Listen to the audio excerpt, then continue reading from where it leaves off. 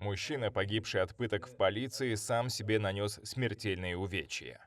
Это утверждает Генеральная прокуратура Туркменистана. Аламурата Худайрамова задержали в конце 2023 года по подозрению в передаче таблеток трамадола для дальнейшей продажи. Силовики утверждают, что он был в розыске, но родственники мужчины настаивают, он ни от кого не скрывался и пришел в полицию сам, чтобы доказать свою невиновность. После задержания Худайрамов скончался в СИЗО Марийского вилаята. Как утверждают в прокуратуре, причиной его смерти стал отек головного мозга, вызванный токсическим влиянием лекарственного вещества трамадол, что привело к вклинению в затылочное отверстие черепа.